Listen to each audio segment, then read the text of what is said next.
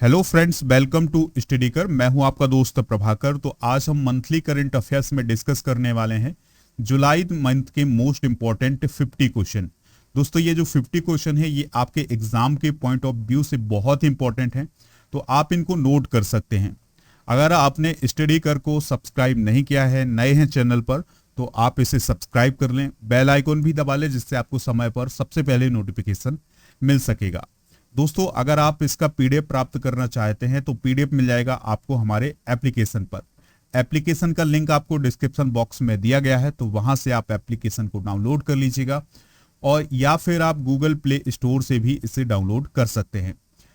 Application पर study material यानी PDF मिल जाएगा और फ्री टेस्ट भी दे सकते हैं, और फ्री टेस्ट में आप ये देख सकते हैं कि आपने कितनी तैयारी की हुई है। आपको स्कोर कार्ड जारी किया जाएगा, तो आप उससे अपनी तैयारी को चेक कर सकते हैं कि आप एग्जाम के लिए कितने तैयार हैं। तो दोस्तों, फ्री टेस्ट और स्टडी मटेरियल के लिए आप एप्लीकेशन को एक बार जरूर डाउनलोड करें। चलिए फ्रेंड्स, इस लेक्चर की शुरुआत करते हो। देखते हैं पहला क्वेश्चन क्या है। वन हेल्थ पायलट प्रोजेक्ट किस शहर में लॉन्च किया गया है? तो वन हेल्थ पायलट प्रोजेक्ट जो है वो बेंगलुरु में लॉन्च किया गया है। बेंगलुरु मतलब कर्नाटक की कैपिटल है बेंगलुरु, तो वहां पर one health pilot project launch किया गया है। दोस्तों, वन हेल्थ पायलट प्रोजेक्ट भविष्य में कोविड-19 महामारी जैसी जूनोटिक बीमारी के प्रकोप को रोकने में सहायता करेगा। यानी आने वाले समय में कोविड-19 जैसी महामारी ना फैले, तो इसके प्रकोप को रोकने में सहायता कौन करेगा? One health pilot project. दोस्तों, जो कोविड-19 है यह एक जूनेटिक बीमारी है। जूनेटिक बीमारी का मतलब ऐसी बीमारी जो जानवरों से मनुष्यों में फैलती है। तो इस प्रोजेक्ट में जो जानवर हैं उनको प्रोटेक्ट किया जाएगा, यानी कि वो आने वाले समय में कोविड-19 जैसी महामारी ना फैला सकें, इसके लिए यह प्रोजेक्ट चलाया गया है। दोस्तों, इसे किसने चलाया है, किस मिनिस्ट्री ने चलाया है? तो डेयरी और पशुपालन मंत्रालय ने चलाया है। इसका उद्घाटन भी डेयरी और पशुपालन मंत्री पुरुषोत्तम रूपाला ने किया था। नेक्स्ट है, महाराष्ट्र के औरंगाबाद जिले का नाम बदलकर क्या रखा गया है? इंपॉर्टेंट क्वेश्चन है। आंसर हो जाएगा इसका संभाजी नगर। संभाजी कौन थे? तो संभाजी जो थे वो मराठा राजा छत्रपति शिवाजी के सबसे बड़े पुत्र थे। दोस्तों, औरंगाबाद को इसका नाम मिला था 17वीं शताब्दी में, जब औरंगजेब यहाँ का गवर्नर हुआ करता था। जब औरंगजेब 17वीं शताब्दी में औरंगाबाद का गवर्नर था, तभी इसको नाम औरंगाबाद मिला था।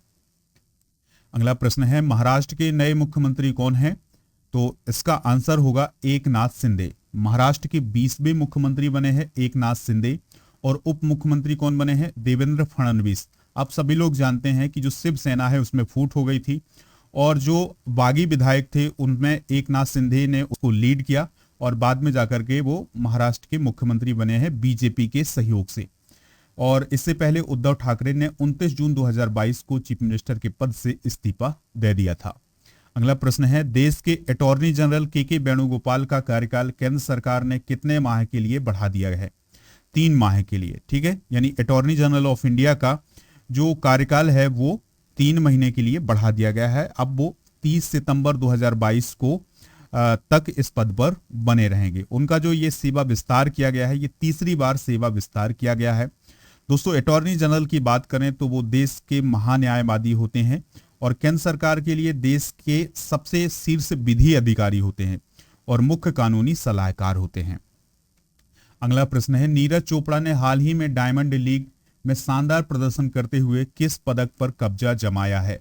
तो दोस्तों, नीरज चोपड़ा ने डायमंड लीग में कौन सा मेडल जीता है? तो इसका सही आंसर होगा सिल्वर मेडल। कौन सा मेडल दोस्तों? Silver medal. कितनी दूर भाला फेंका? तो इन्होंने 89.94 मीटर के थ्रो के साथ दूसरा स्थान हासिल किया। ठीक है, और उन्होंने 89.30 मीटर का अपना ही रिकॉर्ड तोड़ दिया है। अगला प्रश्न, कॉमनवेल्थ में 2 नए सदस्य कौन बने हैं, जिससे इस संगठन के सदस्य देशों की संख्या 56 हो गई है? देखिए दोस्तों, जो कॉमनवेल्थ कंट्री हैं उनमें 2 नए देश जुड़े हुए हैं। तो वो कौन कौन से 2 नए देश हैं जिसके कारण कॉमनवेल्थ कंट्रीज की जो संख्या है वो 56 हो गई है? तो इस क्वेश्चन का राइट आंसर होगा टोगो और गैबोन। ये 2 देश जो हैं वो कॉमनवेल्थ में शामिल हो गए हैं, तो इस कारण जो कॉमनवेल्थ कंट्री है उनकी संख्या 56 हो गई है। दोस्तों, कॉमनवेल्थ की स्थापना 1931 में की गई थी। वर्तमान में 54 देश कॉमनवेल्थ के सदस्य हैं। टोगो और गैबोन के आने के बाद इनकी संख्या जो है वो 56 हो गई है। 5 देशों के पास अपना राजतंत्र है, जबकि 36 देशों में गणतंत्र है। देखिए दोस्तों, भारत भी कॉमनवेल्थ का हिस्सा है। और एक पॉइंट और नोट करिएगा कि कॉमनवेल्थ का मतलब जहां पर अंग्रेजों का शासन रहा है, तो ऐसे देश कॉमनवेल्थ के अंतर्गत आते हैं। लेकिन ऐसा बिल्कुल नहीं है कि शासन रहा ही हो, क्योंकि टोगो, गैबोन और रवांडा ऐसी 3 कंट्री हैं इन पर शासन नहीं रहा है अंग्रेजों का, और यहाँ पर कोई उन्होंने व्यापार नहीं किया है, लेकिन फिर भी ये कॉमनवेल्थ का हिस्सा है। कौन कौन? टोगो, गैबोन और रवांडा। अगला प्रश्न है, PSLV C-53 मिशन में इसरो ने किस देश के 3 उपग्रहों को लॉन्च किया है? ठीक है दोस्तों, तो इसरो ने अभी हाल ही में PSLV C-53 मिशन में जो सिंगापुर है उसके 3 सैटेलाइट को लॉन्च किया है। इसरो का फुल फॉर्म क्या होता है? Indian space research organisation. तो इसने PSLV यानी polar satellite launch vehicle C-53 से सिंगापुर के 3 सैटेलाइट को अंतरिक्ष में लॉन्च किया है। इनको लॉन्च कहां से किया है? सतीश धवन अंतरिक्ष केंद्र श्रीहरिकोटा से। नेक्स्ट क्वेश्चन है, हाल ही में किसने फिलीपींस के 17वें राष्ट्रपति के रूप में शपथ ली है? तो जो दोस्तों मार्कोस जूनियर हैं, उन्होंने फिलीपींस के 17वें राष्ट्रपति के रूप में शपथ ली है। ठीक है, फिलीपींस की जो कैपिटल है याद रखिएगा मनीला है, और फिलीपींस दक्षिण पूर्व एशिया में स्थित एक कंट्री है। अगला प्रश्न है, केतनजी ब्राउन जैक्सन किस देश की पहली आश्वेत महिला न्यायाधीश बनी है? तो इसका आंसर होगा अमेरिका। तो जो केतनजी ब्राउन जैक्सन है वो अमेरिका की पहली आश्वेत महिला न्यायाधीश बनी है। ठीक है, और जैक्सन अमेरिकी सुप्रीम कोर्ट में 6वीं महिला न्यायाधीश भी हैं। ठीक है, पहली आश्वेत महिला न्यायाधीश हैं और 6वीं महिला न्यायाधीश हैं। सुप्रीम कोर्ट के न्यायाधीश के रूप में उनका नॉमिनेशन 8 अप्रैल 2022 को हो गया था। ठीक है, और ये जो नॉमिनेशन है किसने किया था? संयुक्त राज्य अमेरिका की सीनेट। सीनेट मतलब संसद। अगला प्रश्न है, भारत के सबसे बड़े गैस संस्थान गैल इंडिया लिमिटेड के प्रमुख के रूप में किसे चुना गया है? तो दोस्तों गैल लिमिटेड के कौन प्रमुख चुने गए हैं? तो इसका राइट आंसर हो जाएगा संदीप कुमार गुप्ता। कौन दोस्तों? संदीप कुमार गुप्ता। गैल का फुल फॉर्म क्या होता है? Gas authority of India limited, और इसकी स्थापना 1984 में की गई थी। अगला प्रश्न है, यायार लैपिड किस देश के 14वें प्रधानमंत्री बने हैं? तो यायार लैपिड जो हैं वो कहां के 14वें प्रधानमंत्री बने हैं? तो इसका आंसर होगा इजराइल। कहां के बने हैं दोस्तों? इजराइल के। नफ्ताली बेनेट ने अपने पद से इस्तीफा दिया, उसके बाद यायार लैपिड जो है वो 14वें प्रधानमंत्री बने हैं, और इसी साल वहां पर यानी इजराइल में फिर से चुनाव होंगे। और क्योंकि वहां पर गठबंधन की सरकारें बन रही हैं, तो गठबंधन से अगर कोई भी सदस्य अलग होता है तो सरकार गिर जाती है। इसी प्रकार से पिछले 3 सालों में 4 से 5 बार चुनाव हो चुके हैं, लेकिन किसी को स्पष्ट बहुमत नहीं मिला है। अब फिर से चुनाव होने वाले हैं। कहां पर? इजराइल में। ठीक है, इजराइल की बात करें तो कैपिटल है यरूशलेम, और ये दक्षिण पश्चिम एशिया में स्थित एक कंट्री है, और इसके जो पड़ोसी देश हैं वो हैं लेबनान, सीरिया, जॉर्डन और इजिप्ट। नेक्स्ट क्वेश्चन है, किस राज्य सरकार ने राज्य की महिलाओं के लिए नारी को नमन योजना शुरू किया है? तो नारी को नमन योजना किस राज्य में शुरू की गई है? तो इसका सही जवाब होगा हिमाचल प्रदेश में। किस प्रदेश में दोस्तों? हिमाचल प्रदेश में। तो हिमाचल प्रदेश में नारी को नमन योजना का मतलब यह है कि जो राज्य सरकार की बसें हैं उसमें महिलाओं को टिकट की कीमत में 50% की छूट दी जाएगी। हिमाचल प्रदेश की कैपिटल है शिमला, और दूसरी राजधानी है धर्मशाला। गवर्नर कौन है? राजेंद्र विश्वनाथ अर्लेकर हैं। मुख्यमंत्री हैं जयराम ठाकुर, जो कि बीजेपी के हैं। अगला प्रश्न है, भारत ने किस देश के पूर्व प्राइम मिनिस्टर की हत्या की वजह से 9 जुलाई को राष्ट्रीय शोक घोषित किया और झंडा झुका दिया था? तो दोस्तों आंसर होगा जापान। तो जापान के जो प्राइम मिनिस्टर थे शिंजो आबे, पूर्व प्राइम मिनिस्टर शिंजो आबे, तो उनकी हत्या जो है 8 जुलाई को की गई थी, और इसी के शोक में भारत में राष्ट्रीय शोक घोषित किया गया था और झंडा को यानी तिरंगा को झुकाया गया था। ठीक है, तो नारा शहर में सड़क के किनारे चुनावी भाषण दे रहे थे कौन? Shinzo Abe. तो उनको हमलावर ने गोली मारी और अस्पताल में उनका निधन हो गया था। भारत सरकार ने उन्हें कुछ सम्मान भी दिए हैं, जैसे भारत का दूसरा सर्वोच्च नागरिक सम्मान पद्म विभूषण दिया हुआ है साल 2021 में। इसके अलावा उन्हें साल 2022 में नेताजी पुरस्कार से भी सम्मानित किया गया था। याद रखिएगा, शिंजो आबे की हत्या की गई, और वो किस देश के पूर्व प्राइम मिनिस्टर थे? तो वो थे जापान के। नेक्स्ट क्वेश्चन है, किस देश ने तमिलनाडु में कुडनकुलम परमाणु ऊर्जा संयंत्र के लिए तकनीकी की आपूर्ति के लिए समझौते पर हस्ताक्षर किए हैं? आंसर हो जाएगा रूस। देखिए दोस्तों, रूस ने तमिलनाडु के कुडनकुलम परमाणु ऊर्जा संयंत्र के 6वें रिएक्टर के निर्माण के लिए एक समझौता किया है और इस रिएक्टर के निर्माण में जो रूस होगा वो भारत को तकनीकी सहायता देगा। ठीक है, 6 दिसंबर को भारत के प्रधानमंत्री नरेंद्र मोदी और रूस के राष्ट्रपति व्लादिमीर पुतिन के बीच एक समझौता हुआ था इसको लेकर के। नेक्स्ट क्वेश्चन है, फाइनेंशियल एक्शन टास्क फोर्स यानी FATF के नए अध्यक्ष निम्न में से कौन बने हैं? तो FATF के नए अध्यक्ष बने हैं टी राजा कुमार। कौन बने हैं दोस्तों? टी राजा कुमार। तो सिंगापुर के टी राजा कुमार को मनी लॉन्ड्रिंग रोधी निगरानी संस्था फाइनेंशियल एक्शन टास्क फोर्स यानी FATF का अध्यक्ष नियुक्त किया गया है। FATF 1989 में G7 देशों के द्वारा मनी लॉन्ड्रिंग, आतंकवाद और प्रसार वित्त को रोकने और उसका मुकाबला करने के लिए स्थापित एक अंतर सरकारी संगठन है। इसको आप आसान भाषा में समझ लीजिएगा कि FATF का काम क्या होता है कि जो मनी लॉन्ड्रिंग होती है और जो आतंकवादियों को फाइनेंशियल जो सपोर्ट किया जाता है उसको रोकने के लिए ही FATF की स्थापना 1989 में G7 कंट्री के द्वारा की गई थी। ठीक है, तो टी राजा कुमार जो हैं वो FATF के अध्यक्ष बन गए हैं। अगला प्रश्न है, विश्व जनसंख्या दिवस हर साल जुलाई माह में किस दिन मनाया जाता है? तो ये मनाया जाता है 11 जुलाई को। तो वैश्विक जनसंख्या मुद्दों के बारे में जागरूकता बढ़ाने के लिए वर्ल्ड पॉपुलेशन डे मनाया जाता है 11 जुलाई को। ठीक है, यह दिवस 11 जुलाई 1990 को पहली बार 90 से अधिक देशों में मनाया गया था। अगला प्रश्न है, लगातार 13 T20 मैच जीतने वाले पहले कप्तान कौन बने हैं? तो लगातार 13 T20 मैच जीतने वाले पहले कप्तान बने हैं रोहित शर्मा। कौन बने हैं दोस्तों? रोहित शर्मा। तो रोहित शर्मा क्रिकेट इतिहास में लगातार 13 T20 मैच जीतने वाले पहले कप्तान बने हैं। रोहित ने 7 जुलाई 2022 को साउथहैम्पटन में इंग्लैंड के खिलाफ 3 मैचों की सीरीज में पहले T20 मैच को जीत करके यह उपलब्धि हासिल की थी। अगला प्रश्न है, पीयूष गोयल की जगह G20 के लिए भारत का नया शेरपा किसे नियुक्त किया गया है? तो इसका आंसर होगा अमिताभ कांत। यानी अमिताभ कांत जो है वो G20 के लिए नए शेरपा नियुक्त किए गए हैं। शेरपा आमतौर पर क्या करते हैं कि जो G20 शिखर सम्मेलन है उसके लिए योजना बनाते हैं, बातचीत करने और कार्यों को इम्प्लीमेंट करने का काम करते हैं। ठीक है, यानी कि G20 और भारत के बीच एक ऐसा व्यक्ति जो योजना बनाएगा, दोनों देशों के बीच में बातचीत करेगा और कार्यों को इम्प्लीमेंट करेगा। ठीक है, तो इस प्रकार से G20 के नए शेरपा कौन बने हैं? अमिताभ कांत बने हैं। अभी तक कौन थे? पीयूष गोयल थे।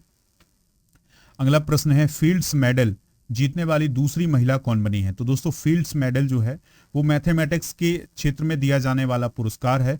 तो इसको जीतने वाली दूसरी महिला कौन बनी है? मैरीना व्याबजोव्स्का। कौन बनी है? मैरीना व्याबजोव्स्का। तो वह यूक्रेन की गणितज्ञ है और यह अवार्ड जो है गणित का नोबेल प्राइज कहा जाता है। यानी जो फील्ड्स मेडल है इसे गणित का नोबेल प्राइज कहा जाता है। मैरीना व्याबजोव्स्का की बात करें तो उन्हें गणित के क्षेत्र में एक सिद्धांत को प्रूव करने के लिए यह पुरस्कार दिया गया है। अगला प्रश्न है, स्वास्थ्य का अधिकार विधेयक पेश करने वाला भारत का पहला राज्य कौन बना है? तो वो बना है राजस्थान। ठीक है, यानी राइट टू हेल्थ का विधेयक पेश करने वाला भारत का पहला राज्य कौन बना है? राजस्थान बना है। यानी इसका मतलब ये हो गया कि राज्य के सभी नागरिकों के स्वास्थ्य की देखभाल कौन करेगा? राजस्थान सरकार करेगी। ठीक है दोस्तों, तो ये ऐसा करने वाला पहला राज्य कौन बना है? राजस्थान बना है।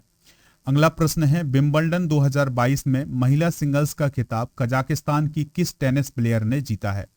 तो दोस्तों उनका नाम है एलिना रायबकीना। क्या नाम है? एलिना रायबकीना। तो याद रखिएगा कि जो विंबलडन 2022 है महिला सिंगल्स का खिताब किसने जीता है? एलिना रायबकीना ने जीता है। ठीक है, उन्होंने किसको हराकर जीता है? तो उन्होंने ओन्स जेब्यूर को हरा करके यह खिताब जीता है।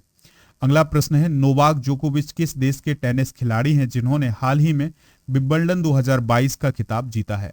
तो पुरुष सिंगल्स का खिताब नोवाक जोकोविच ने जीता है और महिला सिंगल्स का खिताब किसने जीता था? एलिना रायबकीना ने। ठीक है, तो दोस्तों नोवाक जोकोविच किस देश के टेनिस प्लेयर हैं? तो वो सर्बिया के प्लेयर हैं और उन्होंने कुल मिलाकर के 21 ग्रैंड स्लैम जीते हैं। और ये जो विंबलडन जीता है 2022 का, यह उनका 21वां ग्रैंड स्लैम है। सबसे अधिक किसने जीते हैं दोस्तों ग्रैंड स्लैम? तो 22 ग्रैंड स्लैम जीते हैं किसने? राफेल नडाल ने। किसने जीते हैं दोस्तों? राफेल नडाल ने जीते हैं। तो सर्बिया के टेनिस खिलाड़ी नोवाक जोकोविच ने विंबलडन 2022 को जीता है और जोकोविच के नाम कुल मिलाकर के 7 विंबलडन खिताब, यानी 7 बार उन्होंने विंबलडन का खिताब अपने नाम किया हुआ है। ठीक है, तो एक साल में दोस्तों कितने ग्रैंड स्लैम होते हैं? 4 ग्रैंड स्लैम होते हैं। ऑस्ट्रेलियन ओपन और फ्रेंच ओपन और फिर होता है विंबलडन और फिर होता है यूएस ओपन। ठीक है, तो इनका क्रम याद रखिएगा। तो इसको आप ऐसे याद रख सके हैं, आफ बाऊ। ठीक है, ऐसा आप बोलिएगा तो आपको याद रखिएगा, आफ बाऊ। तो ए से हो जाएगा ऑस्ट्रेलिया, ऑस्ट्रेलियन ओपन, एफ से हो जाएगा फ्रेंच ओपन, बी से हो जाएगा विंबलडन और यू से हो जाएगा यूएस ओपन। तो ऐसे आप याद रख सकते हैं 4 ग्रैंड स्लैम को। अगला प्रश्न है, कौन सा स्टेट 13 एक्सप्रेस वे वाला देश का पहला स्टेट बन गया है? तो 13 एक्सप्रेस वे किस स्टेट में है भारत के? तो वो है उत्तर प्रदेश में। ठीक है दोस्तों, तो कुल मिलाकर के उत्तर प्रदेश में 13 एक्सप्रेस वे हो गए हैं। कुल 13 में से 6 चालू हैं, जबकि बाकी का निर्माण हो रहा है। प्राइम मिनिस्टर नरेंद्र मोदी ने 16 जुलाई 2022 को 296 किलोमीटर लंबे बुंदेलखंड एक्सप्रेस वे का उद्घाटन किया है। ठीक है दोस्तों, और 594 किलोमीटर लंबे गंगा एक्सप्रेस वे का शिलान्यास भी किसने किया है? प्राइम मिनिस्टर नरेंद्र मोदी ने। अगला क्वेश्चन है दोस्तों, ध्यान से सुनिएगा, खारची पूजा किस राज्य में शुरू हुई है? तो खारची पूजा किस राज्य में शुरू हुई है? तो वो त्रिपुरा में शुरू हुई है। कहां पर शुरू हुई है? त्रिपुरा में शुरू हुई है। तो हर साल त्रिपुरा में खारची पूजा शुरू होती है। नेक्स्ट क्वेश्चन है, भारत का कौन सा राज्य 36वें राष्ट्रीय खेलों की मेजबानी करेगा? तो जो 36वें नेशनल गेम्स हैं वो किस राज्य में होंगे? तो वो होंगे गुजरात में। कहां पर होंगे दोस्तों? गुजरात में होंगे। ठीक है, तो 27 सितंबर से 10 अक्टूबर 2022 के बीच में 36वें राष्ट्रीय खेलों का आयोजन गुजरात में किया जाएगा और 6 शहरों में किया जाएगा और इसमें 34 से अधिक खेल शामिल होंगे। 2015 की जो नेशनल गेम्स हैं वो कहाँ हुए थे? केरल में हुए थे। नेक्स्ट क्वेश्चन है, किस भारतीय स्वदेशी विमान वाहक ने समुद्री परीक्षण के चौथे चरण को सफलतापूर्वक पूरा किया है? तो जो आईएनएस विक्रांत है उसने अपने चौथे चरण को पूरा कर लिया है, यानी कि जो उसका समुद्री ट्रायल चल रहा है उसके चौथे चरण को उसने पूरा कर लिया है। ठीक है दोस्तों, तो एयरक्राफ्ट कैरियर है कौन? आईएनएस विक्रांत। तो उसके 4 चरण होने थे, चौथा चरण उसने पूरा कर लिया है। अब इसे भारतीय नौसेना में शामिल किया जाएगा। ठीक है, अगला प्रश्न है, प्रधानमंत्री नरेंद्र मोदी ने नए संसद भवन की छत पर कितने किलोग्राम वजन वाले राष्ट्रीय प्रतीक का अनावरण किया है? तो इस क्वेश्चन का सही जवाब होगा 95 किलोग्राम। तो 11 जुलाई 2022 को प्राइम मिनिस्टर नरेंद्र मोदी ने नए संसद भवन की छत पर बने राष्ट्रीय प्रतीक का अनावरण किया है।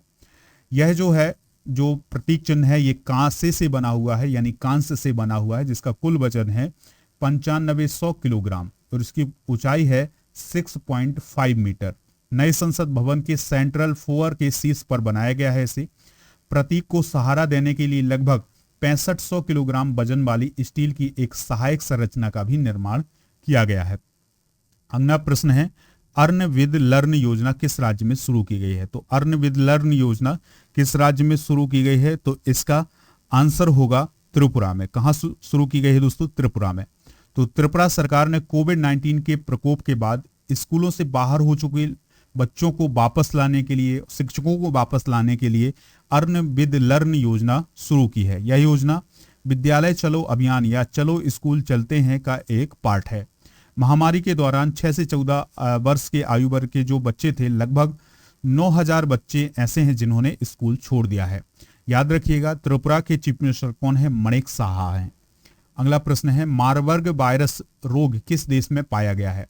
तो अभी हाल ही में मार्बर्ग वायरस रोग जो है वो कहां पर पाया गया है? घाना में पाया गया है।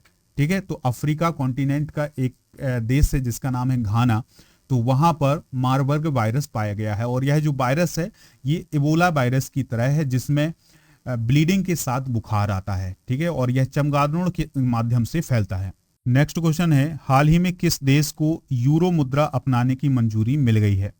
तो इस क्वेश्चन का आंसर होगा क्रोएशिया, यानी जो क्रोएशिया है अब वहां पर यूरो मुद्रा चलेगी। अभी तक जो मुद्रा चलती थी उसका नाम था कुना। क्या नाम था? कुना नाम था। तो क्रोएशिया यूरो मुद्रा अपनाने वाला 20वां देश बन गया है। अंतिम बार साल 2015 में लिथुआनिया ने यूरो मुद्रा को अपनाया था। जो यूरोपीय यूनियन है उसकी ऑफिशियल जो करेंसी है वो क्या है? यूरो है। अगला प्रश्न है, मोहम्मद मुस्तफिजुर रहमान किस देश के भारत में उच्चायुक्त नियुक्त किए गए हैं, यानी हाई कमिश्नर नियुक्त किए गए हैं? तो आंसर है बांग्लादेश, यानी बांग्लादेश के जो हाई कमिश्नर हैं भारत में कौन नियुक्त किए गए हैं? मोहम्मद मुस्तफिजुर रहमान। ठीक है, तो बांग्लादेश की सरकार ने मोहम्मद मुस्तफिजुर रहमान को भारत में अगला हाई कमिश्नर नियुक्त किया गया है। उन्होंने किसका स्थान लिया है? मोहम्मद इमरान का स्थान लिया है। अगला प्रश्न है, भारत का पहला राज्य कौन है जिसने अपनी इंटरनेट सेवा शुरू की है? तो दोस्तों आंसर होगा केरल। तो केरल के जो चीफ मिनिस्टर हैं पिनाराई विजयन, उन्होंने ट्विटर पर यह जानकारी दी कि जो Kerala fibre optic network limited है ये स्टेट के सभी व्यक्तियों तक नेटवर्क इंटरनेट की पहुंच सुनिश्चित करेगा। यानी कि Kerala fibre optic network limited का काम ये होगा कि वो स्टेट के सभी नागरिकों तक वो इंटरनेट की पहुंच सुनिश्चित करे। ठीक है, तो दोस्तों अगर आपको ये लेक्चर पसंद आ रहा हो तो आप इसे लाइक कर दें, शेयर कर दें सभी दोस्तों को सभी सोशल मीडिया प्लेटफॉर्म पर। अगला प्रश्न है, भूटान में भारत के राजदूत कौन नियुक्त किए हैं? तो भूटान में भारत के राजदूत कौन नियुक्त किए गए हैं? तो इस क्वेश्चन का आंसर होगा सुधाकर दलेला। कौन नियुक्त किए हैं दोस्तों? सुधाकर दलेला नियुक्त किए गए हैं। वह किसका स्थान लेंगे? तो वह रुचिरा कंबोज का स्थान लेंगे। रुचिरा कंबोज की बात करें तो वो यूनाइटेड नेशन में भारत की स्थायी प्रतिनिधि नियुक्त की गई हैं। दलेला ने प्रधानमंत्री कार्यालय के निदेशक के रूप में भी काम किया हुआ है। अगला प्रश्न है, ISSF shooting world cup Changwon 2022 का पहला गोल्ड मेडल किस भारतीय ने जीता है? तो उनका नाम है अर्जुन बबूता। क्या नाम है दोस्तों? अर्जुन बबूता। अर्जुन बबूता ने 10 मीटर एयर राइफल स्पर्धा में गोल्ड मेडल हासिल किया है और उन्होंने अमेरिका के खिलाड़ी को हराया है। अगला प्रश्न है, राष्ट्रपति चुनाव 2022 को किसने जीता है? इंपॉर्टेंट क्वेश्चन है। तो द्रौपदी मुर्मू ने जीता है। तो जो प्रेसिडेंशियल इलेक्शन हुआ था 2022 का इंडिया का, तो उसमें किसने जीत हासिल की है? द्रौपदी मुर्मू ने जीत हासिल की है। पार्टी कौन थी द्रौपदी मुर्मू की? बीजेपी। और इनके विपक्ष में कौन थे? यशवंत सिन्हा, तो वो इंडिपेंडेंट थे। अलायंस कौन था द्रौपदी मुर्मू का? तो वो था एनडीए। और ये जो यशवंत सिन्हा थे ये यूनाइटेड ऑपोजिशन से थे। और द्रौपदी मुर्मू किस स्टेट से आती हैं? तो वो उड़ीसा से आती हैं और यशवंत सिन्हा बिहार से आते हैं। उन्हें कितने इलेक्टोरल वोट मिले हैं? तो 6,76,803 वोट मिले हैं किसको? द्रौपदी मुर्मू को। और यशवंत सिन्हा को 3,80,183 वोट मिले हैं। और कितने परसेंटेज वोट मिले हैं किसे? द्रौपदी मुर्मू को। तो उन्हें 64.03% और यशवंत सिन्हा को 35.97% वोट मिले हैं। द्रौपदी मुर्मू जो है वो देश की पहली आदिवासी राष्ट्रपति भी बनी है और देश की दूसरी महिला राष्ट्रपति बनी है। ये सभी पॉइंट जो है नोट कर लीजिएगा। अगला प्रश्न है, हैनले पासपोर्ट इंडेक्स 2022 में भारत किस स्थान पर है? तो जो हैनले पासपोर्ट इंडेक्स है 2022 का, तो इसमें भारत कौन से स्थान पर है? तो इस क्वेश्चन का जो राइट आंसर होगा वो होगा 87वें स्थान पर है। इस इंडेक्स में 199 पासपोर्ट शामिल किए गए थे जिसमें भारत की रैंक 87 है। और जो जापान है वो पहले स्थान पर है। इसके अलावा जो सिंगापुर और दक्षिण कोरिया है ये संयुक्त रूप से दूसरे स्थान पर हैं। और जर्मनी और स्पेन जो है वो संयुक्त रूप से तीसरे स्थान पर हैं। अगर हम बात करें जापान की, तो जापान के जो लोग हैं वो 193 देशों में वीजा फ्री यात्रा कर सकते हैं। ठीक है, तो ये पॉइंट जो है नोट करना है आपको। अगला है, इंडिया इनोवेशन इंडेक्स 2021 में कौन सा राज्य प्रथम स्थान पर रहा है? तो जो इंडिया इनोवेशन इंडेक्स है 2021 का, तो इसमें प्रथम स्थान पर कौन सा स्टेट रहा है? कर्नाटका रहा है। तो इस इंडेक्स को किसने जारी किया है? नीति आयोग ने जारी किया है। इसमें प्रमुख राज्यों में पहला स्थान कर्नाटक के द्वारा हासिल किया गया है और दूसरा जो पूर्वोत्तर और पहाड़ी राज्यों में पहला स्थान है वो मणिपुर ने, और केंद्र शासित प्रदेशों और शहर के राज्यों में जो पहला स्थान हासिल किया है वो चंडीगढ़ ने हासिल किया है। अगला प्रश्न है, दुनिया के चौथे सबसे अमीर व्यक्ति कौन बने हैं? तो इसका राइट आंसर हो जाएगा गौतम अडानी। तो दुनिया के चौथे सबसे अमीर व्यक्ति कौन बने हैं? गौतम अडानी बने हैं। तो फोर्ब्स रियल टाइम अरबपतियों की सूची को जारी किया गया है और इसमें गौतम अडानी जो है वो चौथे स्थान पर आ गए हैं। इससे पहले चौथे स्थान पर कौन थे? माइक्रोसॉफ्ट के संस्थापक बिल गेट्स थे। ठीक है, तो ये पॉइंट जो है वो नोट कर लेना है। और दुनिया के सबसे अमीर व्यक्ति कौन है? एलन मस्क हैं, जिनकी संपत्ति 230 बिलियन है। अगला प्रश्न है, भारत और किस देश ने चीतों को लाने के लिए एक समझौते पर हस्ताक्षर किए हैं? तो भारत और कौन से देश ने चीतों को लाने के लिए हस्ताक्षर किए हैं? तो आंसर होगा नामीबिया। ठीक है, भारत और नामीबिया के बीच एक एग्रीमेंट हुआ है, जिसके अनुसार नामीबिया से भारत में चीते लाए जाएंगे, क्योंकि भारत में चीते जो हैं वो हैं ही नहीं है, तो अब उनको अफ्रीका से लाया जाएगा। और कहां पर लाया जाएगा? मध्य प्रदेश का जो कुनो राष्ट्रीय उद्यान है, वहां पर 15 अगस्त तक 8 चीतों के पहुंचने की उम्मीद जताई जा रही है। इसके अलावा साउथ अफ्रीका से भी 12 चीते लाए जाएंगे। दोस्तों, लास्ट टाइम 1952 में छत्तीसगढ़ में आखिरी बार जीवित चीता देखा गया था। अगला प्रश्न है, इंपॉर्टेंट क्वेश्चन है, 68वें नेशनल फिल्म अवार्ड 2022 में बेस्ट हिंदी फिल्म का अवार्ड किसे प्राप्त हुआ है? तो तुलसीदास जूनियर नाम की जो फिल्म है, उसे 68वें नेशनल फिल्म अवार्ड 2022 में बेस्ट हिंदी फिल्म का अवार्ड मिला हुआ है। बेस्ट एक्टर अजय देवगन और सूर्या को मिला है। अजय देवगन तान्हाजी फिल्म के लिए और सूर्या को सोरारई पोटारू के लिए। बेस्ट हिंदी फिल्म तुलसीदास है, और जिसके डायरेक्टर हैं कौन? Ashutosh Gowariker. Best popular film Tanhaji को मिला है। बेस्ट फीचर फिल्म सोरारई पोटारू को। बेस्ट एक्ट्रेस का अवार्ड मिला है अपर्णा बाल मुरली को सोराराई पोटरू फिल्म के लिए। बेस्ट गीतकार का अवार्ड मिला है मनोज मुंसिर को साइना के लिए। और बेस्ट बुक ऑन सिनेमा का अवार्ड मिला है द लॉन्गेस्ट किस, किस्बर देसाई इसके लेखक हैं। अगला प्रश्न है, ध्यान से सुनिएगा, नीरज चोपड़ा ने 18वीं वर्ल्ड एथलेटिक्स चैंपियनशिप में कौन सा मेडल जीता है? तो उन्होंने सिल्वर मेडल जीता है। कौन सा मेडल दोस्तों? Silver medal. तो 88.13 मीटर भाला फेंक करके उन्होंने सिल्वर मेडल हासिल किया है। और जबकि जो एंडरसन पीटर्स हैं, उन्होंने 90.46 मीटर भाला फेंककर गोल्ड मेडल हासिल किया हुआ है। वर्ल्ड एथलेटिक्स चैंपियनशिप का आयोजन अमेरिका के यूजेन शहर में किया गया। अगला प्रश्न है, दिनेश गुणवर्धने किस देश के नए प्राइम मिनिस्टर बने हैं? तो वो बने हैं श्रीलंका के। ठीक है, तो श्रीलंका में दिनेश गुणवर्धने को 22 जुलाई 2022 को शपथ दिलाई है। और 6 बार प्रधानमंत्री के पद को संभालने वाले रानिल विक्रमसिंघे जो हैं वो श्रीलंका के नए राष्ट्रपति बने हैं। यानी राष्ट्रपति कौन बने हैं? रानिल विक्रमसिंघे। और दिनेश गुणवर्धने जो हैं वो श्रीलंका के नए प्राइम मिनिस्टर बने हैं। अगला प्रश्न है, प्रधानमंत्री नरेंद्र मोदी के द्वारा अनावरण किए गए भारत के पहले यात्री ड्रोन का नाम क्या है? तो उसका नाम है वरुण। ठीक है, तो 20 जुलाई 2022 को प्रधानमंत्री नरेंद्र मोदी ने नई दिल्ली में भारत के पहले यात्री ड्रोन वरुण का अनावरण किया है। वरुण को विशेष रूप से भारतीय नौसेना के लिए एक स्टार्टअप सागर डिफेंस इंजीनियरिंग के द्वारा डेवलप किया गया है।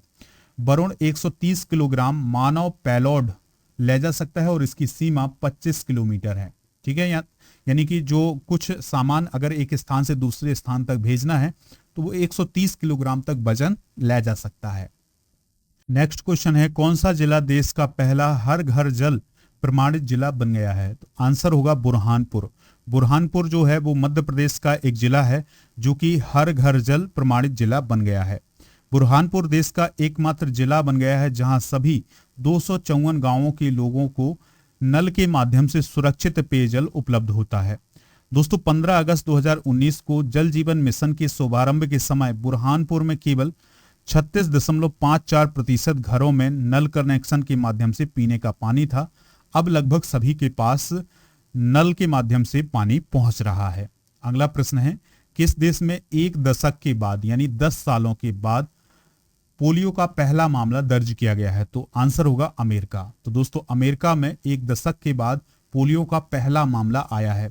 और सबसे बड़ी बात यह है कि जिस बच्चे को ये पोलियो हुआ है वो देश से बाहर भी नहीं गया है, यानी उसकी कोई ट्रैवल हिस्ट्री नहीं है।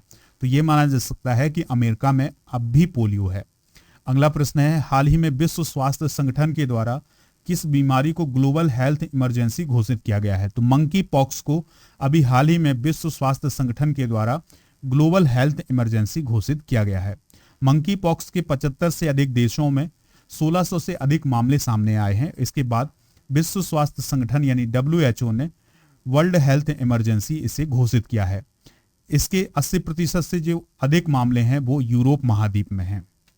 अगला प्रश्न है, 2025 में महिला वनडे वर्ल्ड कप किस देश में आयोजित किया जाएगा? तो जो क्रिकेट का महिला वनडे वर्ल्ड कप है वो किस देश में आयोजित किया जाएगा? भारत में आयोजित किया जाएगा। इससे पहले 2013 में भी वर्ल्ड कप आयोजित हो चुका है भारत में महिलाओं का, और महिलाओं का T20 विश्व कप 2024 में बांग्लादेश में और 2026 में इंग्लैंड में होगा। अगला प्रश्न है, विश्व बैंक के मुख्य अर्थशास्त्री के रूप में कौन नॉमिनेट किए गए हैं? तो उनका नाम है इंदरमीत गिल। क्या नाम है दोस्तों? इंदरमीत गिल। तो भारत के अर्थशास्त्री हैं इंदरमीत गिल, तो उन्हें वर्ल्ड बैंक का चीफ इकोनॉमिस्ट बनाया गया है। गिल इस पद पर पहुंचने वाले दूसरे भारतीय हैं। इससे पहले कौशिक बासु जो हैं 2012 से 2016 तक इस पद पर रह चुके हैं। अगला प्रश्न है, बजराम बेगज ने किस देश के राष्ट्रपति के रूप में शपथ ली है?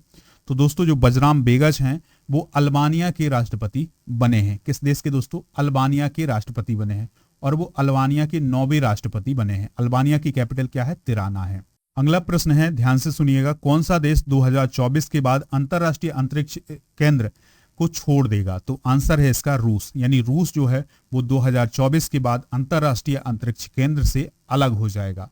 तो दोस्तों ये थे महत्वपूर्ण प्रश्न जो कि आपके एग्जाम के लिए बहुत ही इंपॉर्टेंट हैं। तो अगर आपको लेक्चर पसंद आया हो तो आप इसे लाइक कर दें, शेयर कर दें सभी दोस्तों को सभी सोशल मीडिया प्लेटफॉर्म पर। एप्लीकेशन को डाउनलोड कर लें PDF के लिए। तो दोस्तों मिलते हैं नेक्स्ट लेक्चर में। जय हिंद, वंदे मातरम।